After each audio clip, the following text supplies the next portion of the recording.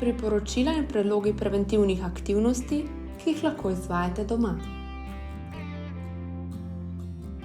Seznanite se z dejstvi o spolni zlorabi otrok.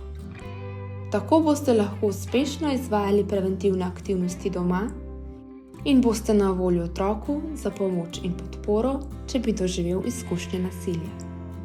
Otrokom pomagajte širiti in okrepiti njihovo podporno socialno mrežo odraslih in vrstnikov in vrstnic. Otroku pomagajte krepiti zaupanje vase in občutek lastne vrednosti. Otroka spodbujajte, da govori o svojih čustvih.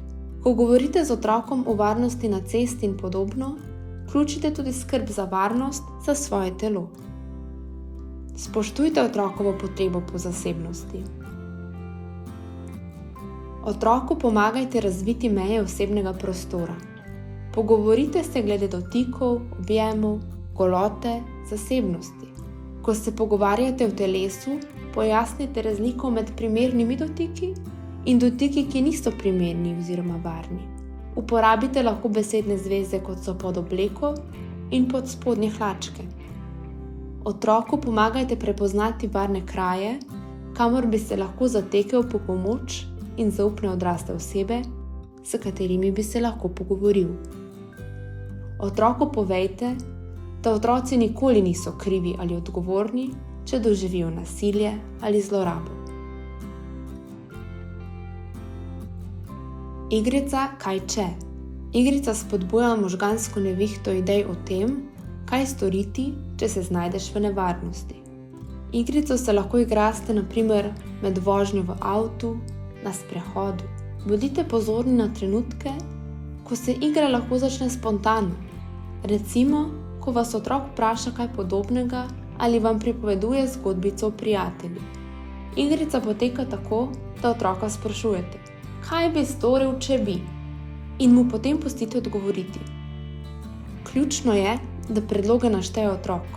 Dobre predloge nato podkrepite s pohvalo in odobravanjem.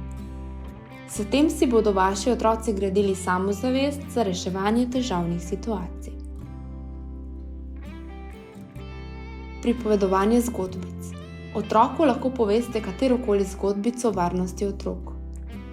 Uporabite svojo domišljijo. Zgodba naj ima vedno dober konec.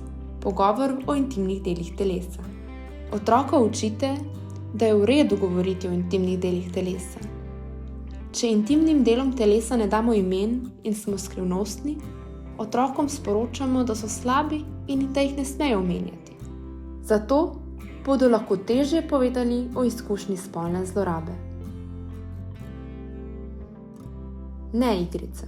Zato igrico otroci vadijo, kako drug drugemu reči ne. Eden izmed otrok naj drugega otroka nekaj prosi. Drugi enostavno reče ne, brez pojasnila. Naj se navadijo, da koga zavrnejo. Starše pogosto skrbi, kaj če bodo otroci začeli govoriti ne, ko nam to ne bo prav.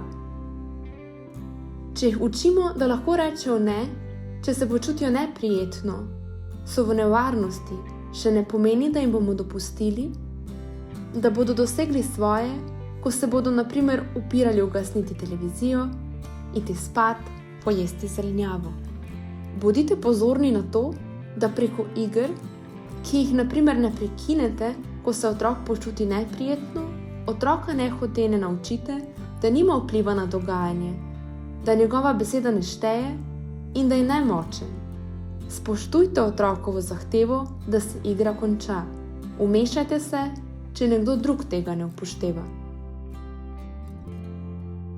Fizične aktivnosti. Spodbujajte otroka k športnim aktivnostim. Tudi tako bo lahko krepil svojo samozavest. Izogibajte se igram med odraslim in starejšim otrokom v stilu: udaril me tako močno, kar zmoreš, ne boš me ranil. S tem otroka učimo, da je proti večjim od sebe nemočen, kar ni nujno res.